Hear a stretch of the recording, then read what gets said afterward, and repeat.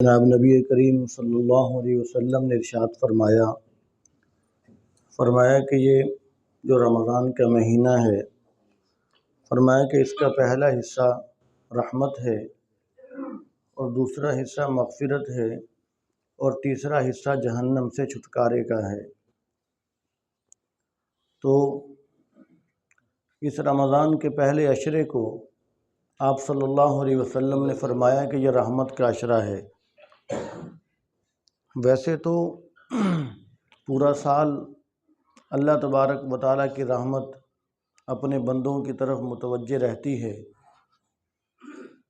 اور رمضان کے دوسرے 2 عشروں میں بھی اللہ تعالیٰ کی رحمت اپنے بندوں کی طرف متوجہ رہتی ہے، لیکن اس پہلے عشرے میں موسلا دھار بارش سے بھی زیادہ اللہ تعالیٰ کی رحمت اپنے بندوں پر برستی ہے کہ اللہ تعالیٰ نے خود ہی اس عشرے کو رحمت کے لیے خاص کر لیا۔ تو اس عشرے میں زیادہ سے زیادہ اللہ تعالیٰ کی رحمت اللہ تعالیٰ سے مانگنی چاہیے اور زیادہ اللہ تعالیٰ کی رحمت سمیٹنی چاہیے۔ تو جو اللہ تبارک و تعالیٰ کا زیادہ شکر ادا کرتا ہے، زیادہ متوجہ ہوتا ہے اللہ تعالیٰ کی طرف، تو وہ اللہ تعالیٰ کی رحمت میں سے زیادہ حصہ لے لیتا ہے۔ تو اس لیے چاہیے کہ زیادہ شکر ادا کیا جائے اور آدمی اللہ تعالیٰ کی رحمت کی طرف زیادہ متوجہ ہو، زیادہ مانگے، تاکہ ہر کوئی زیادہ سے زیادہ اللہ تعالیٰ کی رحمت میں سے حصہ لینے والا بن جائے۔ اور جب اللہ تعالیٰ نے اس کائنات کو پیدا فرمایا، آپ صلی اللہ علیہ وسلم نے ارشاد فرمایا کہ اللہ تعالیٰ نے لوح محفوظ میں اس بات کو لکھ کر اپنے پاس رکھ لیا، محفوظ کر لیا۔ اگر اللہ تعالیٰ نہ بھی لکھ کر رکھتے، صرف ارشاد فرما دیتے تو یہ بھی کافی تھا، لیکن صرف ہمیں سمجھانے کے لیے، ہمیں مطمئن کرنے کے لیے آپ صلی اللہ علیہ وسلم نے فرمایا کہ اللہ تعالیٰ نے لکھ کر اپنے پاس رکھ لیا کہ میری رحمت میرے غصے پر غالب رہے گی، یعنی میری رحمت میرے غصے پر غالب رہے گی۔ میری رحمت ایسی چیز ہے کہ جو میرے غصے پر بھی چھا جائے گی۔ اور قرآن پاک میں ارشاد فرمایا کہ رحمتی وسعت کل شیء، فرمایا کہ میری رحمت ہر چیز پر وسیع ہے۔ اور اللہ تبارک و تعالیٰ کی جو صفت رحمت ہے، اس کو اللہ تعالیٰ نے قرآن پاک کے اندر مختلف عنوانات سے جگہ جگہ اپنی صفت رحمت کو بیان فرمایا۔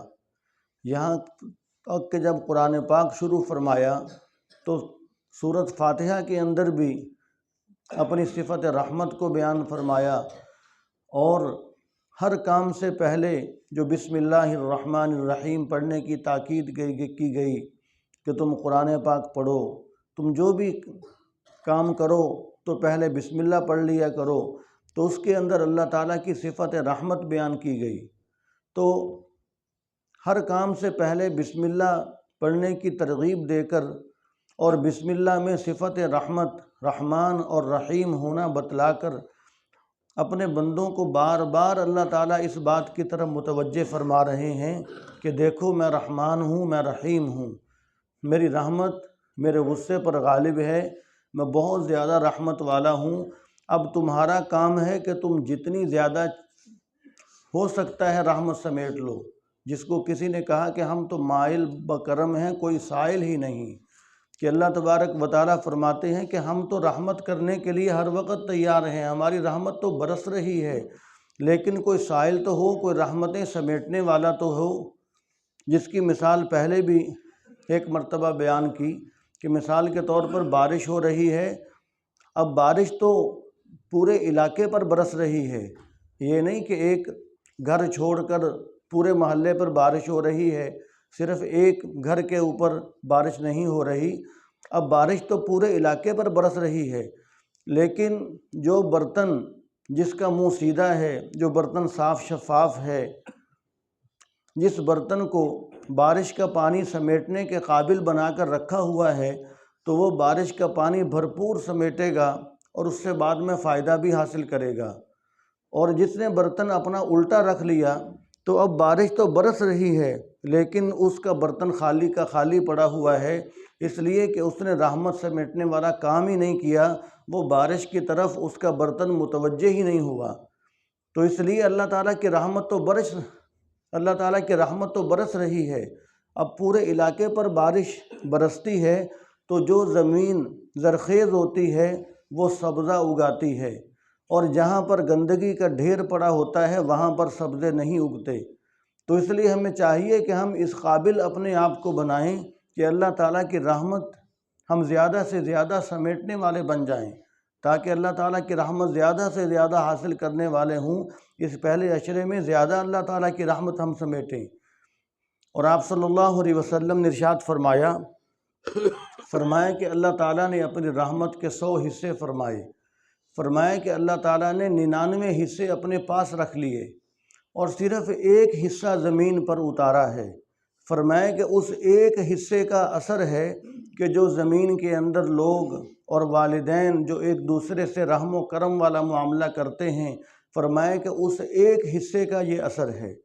اب پوری دنیا کے اندر کتنی مائیں ہیں، انسانوں کے اندر اور پھر جانوروں کے اندر، پھر حشرات الارض کے اندر، تو پھر تمام چیزوں کے اندر دیکھا جائے کہ ایک دوسروں پر کتنی زیادہ شفقت اور رحم و کرم والا معاملہ کیا جاتا ہے۔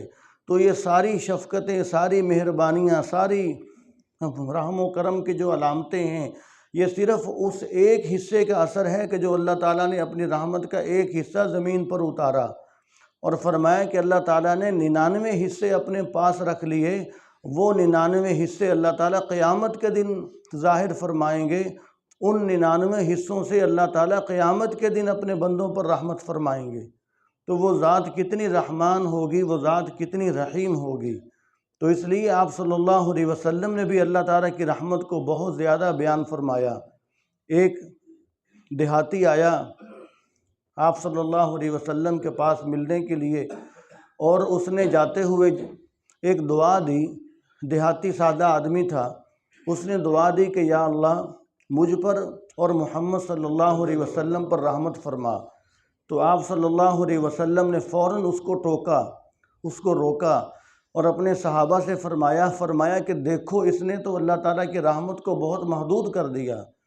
اس نے تو یہ کہا کہ صرف مجھ پر اور محمد صلی اللہ علیہ وسلم پر رحمت فرما، حالانکہ اللہ تعالیٰ کی رحمت کوئی محدود نہیں ہے، بہت عام ہے۔ تو اس لیے یہ کہنا چاہیے کہ یا اللہ ہم سب پر اپنی رحمت نازل فرما۔ تو اس لیے آپ صلی اللہ علیہ وسلم نے فوراً روکا، فرمایا کہ اللہ تعالیٰ کی رحمت کو محدود نہ کرو، جب اللہ تعالیٰ خود فرما رہے ہیں کہ میری رحمت بہت وسیع ہے۔ تو پھر یہ رمضان کا پہلا عشرہ ہے، یہ تو پورے سال کے لیے ہے، لیکن جو پہلا عشرہ ہے یہ تو اللہ تعالیٰ نے خود رحمت کے لیے خاص کر لیا۔ تو اس لیے ہمیں چاہیے کہ اس عشرے میں زیادہ سے زیادہ اللہ تعالیٰ کی طرف متوجہ ہو کر ہم اللہ تعالیٰ کی رحمتیں سمیٹنے والے بن جائیں۔ تو دعا ہے کہ اللہ تعالیٰ ہمیں عمل کی توفیق عطا فرمائے۔ بسم اللہ الرحمن الرحیم، الحمد للہ رب العالمین، والصلاة والسلام علی سید الانبیاء والمرسلین۔ ربنا آتنا فی الدنیا حسنہ وفی الآخرۃ حسنہ وقنا عذاب النار۔ اللہم لک الحمد ما انت اہلہ انک اہل التقوی واہل المغفرہ۔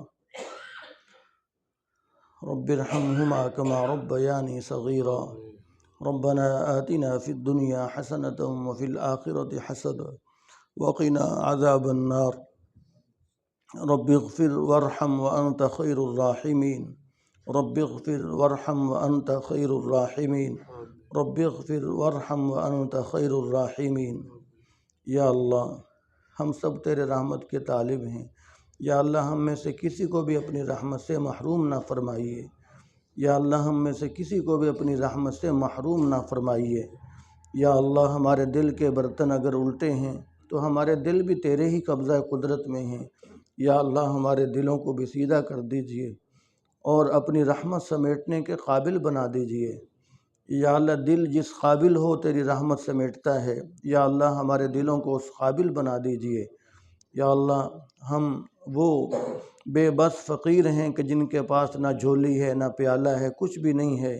یا اللہ ہماری مثال بھی ایسے ہی ہے، کہ ہم اتنے عاجز اور کمزور ہو چکے ہیں، ہم نفس اور شیطان کے ہاتھوں اتنے گر چکے ہیں، یا اللہ ہمیں اپنے دل سیدھے کرنے بھی نہیں آ رہے، یا اللہ ہم وہ بھی کام تیرے ہی سپرد کرتے ہیں، یا اللہ تو تھکنے والا نہیں ہے، تو نفس اور شیطان سے عاجز آنے والا نہیں ہے، تو رحیم ہے، تو کریم ہے، تو قادر ہے، مقتدر ہے، یا اللہ ہمارے دلوں کو سیدھا کر دیجئے، اس قابل بنا دیجئے کہ ہم تیری رحمت سمیٹنے والے بن جائیں۔